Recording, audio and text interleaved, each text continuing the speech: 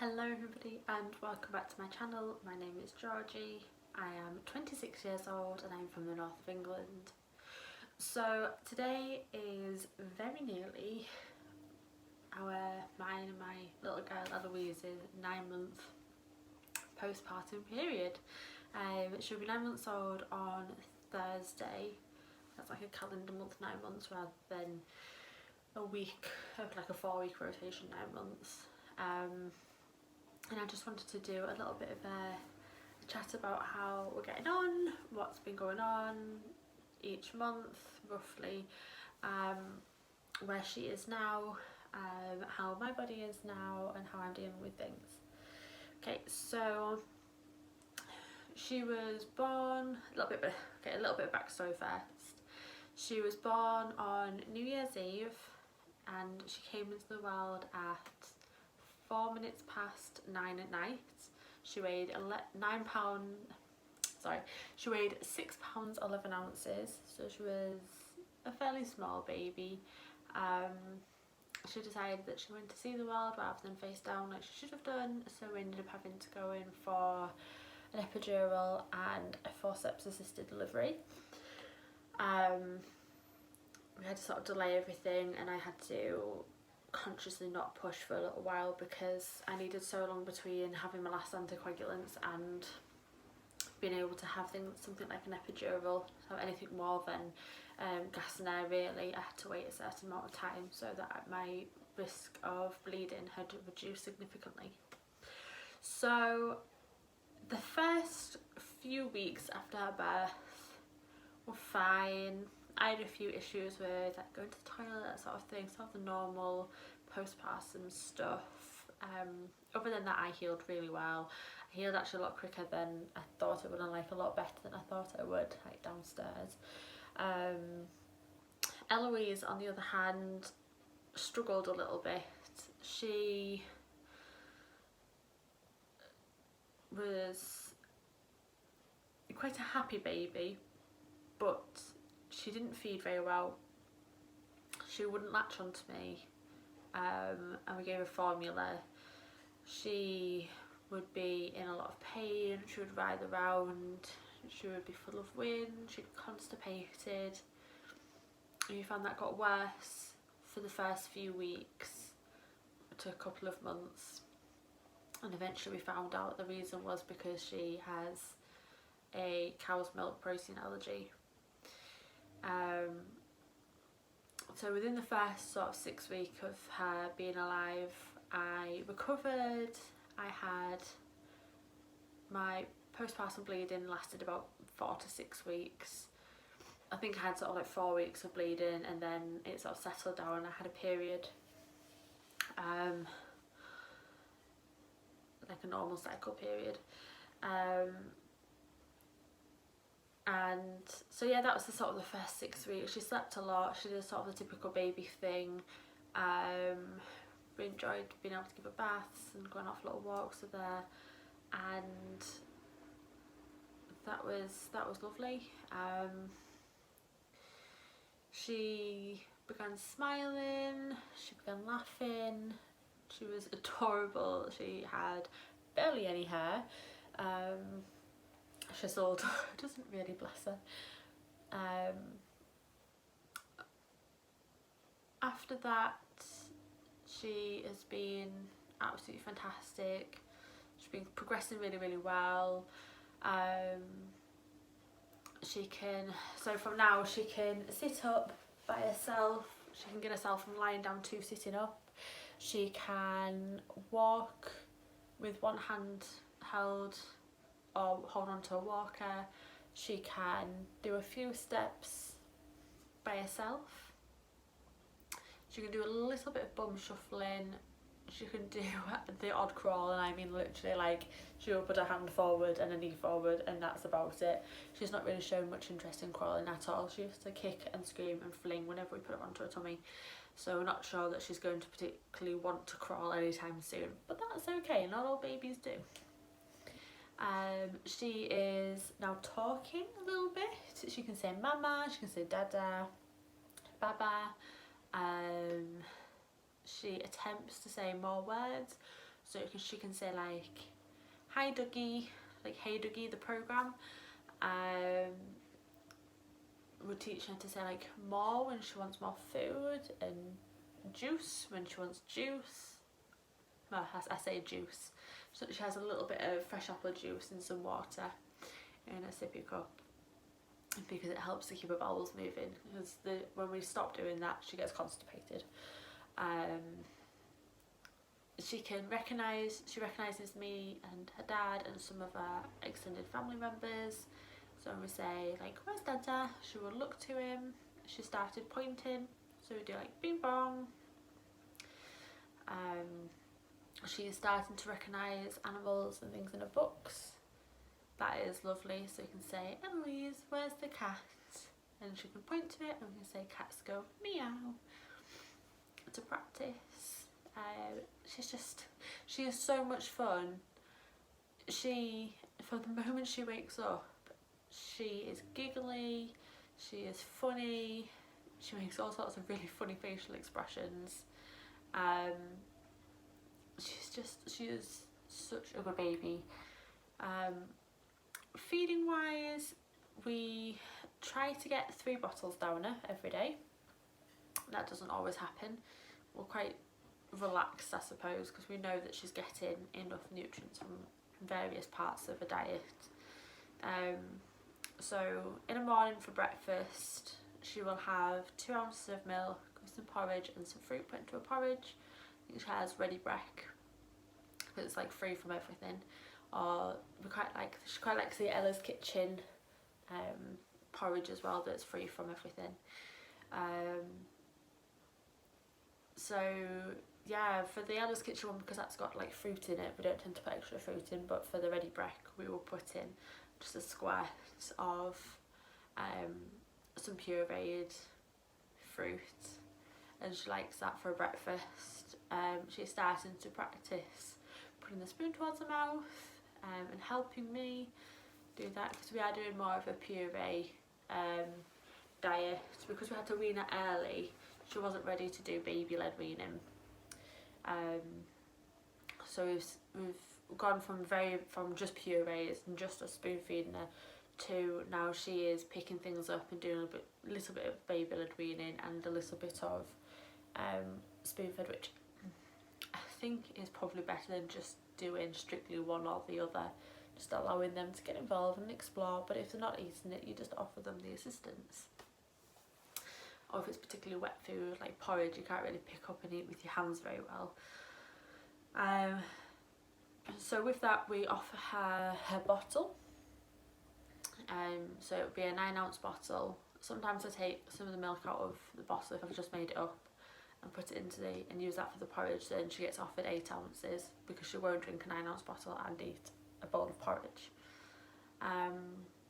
She doesn't tend to eat anything. She has her juice, which I'll just show you. This is from Tesco's, this cup. It's a 360 sippy cup with a little fox on, and the little leaves and stuff, and there's a little fox's tail there. But it is a 360, it's a non-spill sippy cup, and she will hold onto the handle and drink away out of it. That stays just around the house, whichever room she's in, and it comes out with us as well. So she can use it, she can grab hold of it and drink it whenever she wants to. It normally lives on the floor with her, so she can just grab hold of it and have a drink. Lunchtime, she will have some food. Sometimes she has some toast and jam, or toast and peanut butter. Sometimes she has a bit of tea from me and Kieran from the night before. Sometimes she has some pasta. There's all sorts of different things that she has. I always make sure that with lunch and tea she has something that she has to pick up and use herself. So she has like raisins she quite likes to pick up and eat herself, or break up a bit of flapjack. I put in a couple of like melty sticks, wafers. At the moment she's really loving, I get these little like biscuits got them from Lidl, and they're banana biscuits, like little cookies, but in the shape of little like animals, like long and thin. So they're designed for like little pincer movements and for little baby's hands, but she quite likes those at the moment, and she'll have a couple of those. Mid-afternoon, so about 3 o'clock, she has a bottle of a snack. We'll try to encourage her to have a bottle because she often doesn't drink much in the morning. So I offer a 9-ounce bottle. She will usually drink about half. And then she'll be too busy playing, or we might be out doing something, so she'll be too busy doing whatever else is going on. If she doesn't drink a bottle, she gets offered a snack, or if it's at a point where we are with other people. So before we went into this localised lockdown, we would meet up with her cousin, who was a couple of months older than her, and if her cousin was having a snack, then she would more than likely want to have a snack too, which is absolutely fine. And then for tea time, she will have a proper dinner, like a chicken dinner, mashed up, or a pasta, or whatever we've got in really. And a little bit of pudding, so that'll be like a fruit pot, or it'll be like some flapjack, or we've got all sorts of bits and pieces that she has, like cut up bits of carrot sticks, there's all sorts, cucumber, peppers, and then she has her bedtime bottle at around 6 to 7 o'clock in the evening before she goes to bed. Sleeping wise, she sleeps about 12 hours overnight, 12 to 13 hours overnight, which we are incredibly lucky, and she will do that 9 out of 10 nights. Occasionally she wakes up early morning, sort of 5, 6 o'clock for a bottle, and she'll go down for another hour or two. Very, very rarely she will wake up around midnight-ish. That tends to be more if she's had a bad dream, or if she's had a poo, or got herself into a position that she can't get herself sorted out from and like got back round, or if she's poorly, then she does occasionally get us up during the night, or she will be up all night, which means I'm up all night, yay! And then during the daytime, she will go down for anywhere between half an hour and 2.5 hours in the morning. So she is down right now, it is about 11 now, and she has been down for about half an hour. So she will wake up anytime in the next couple of hours. So I tend to just do like bits of cleaning, prep some lunch, prep out with mine and Kieran's tea, prep her tea, that sort of thing. She will then have another nap in the afternoon, and again that can be anywhere between half an hour and 2 hours, depending on how long she's had during the morning, and depends on what we're doing during the day, or if she's on like a longer car journey. So she's had like half an hour in the morning, she'll tend to have a good hour or 2 hours in the afternoon. If she's had a longer morning nap, then she'll tend to only go for about half an hour in the afternoon. But if we are on like a day out somewhere, she will sleep in the car there and back, and then more than likely not need another nap during the day, because we do try to avoid going out on top of bedtime for her, because we try to avoid her sleeping after 4, so she will sleep through the night. What else is there? So yeah, she's doing absolutely fantastically. I'm about to go back to work, so both my mum and Kieran's mum will be looking after her, will be her nannies. My mum will be coming up to look after her every couple of weeks, and Kieran's mum will be looking after her the weeks that my mum's not here. I'm hoping to be doing 2 or 3 shifts in the hospital a week, so I won't be away from her like loads of days, which I'm quite glad about, but I will be missing 2 or 3 bedtimes a week, which I'm quite sad about. But yeah, I think that's everything. I've pretty much gone back to a similar shape. I won't say the same shape because I am slightly like broader in some places, and I've still not got a flat stomach again. I need to really get exercising, I think, for that. But I have almost gone back to how I should be, or how I was before pregnancy. I know that a lot of people don't go back to the same size or shape because the hips have broadened, or you know, they've got a lot of extra weight that they put on during pregnancy. But for me, I deflated. I like to call it deflated because that's how I felt. I deflated very quickly.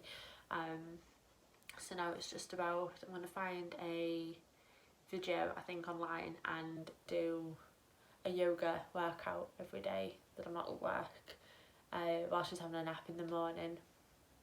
Try and do some yoga to try and just tighten up the muscles a little bit. I'm trying to show you.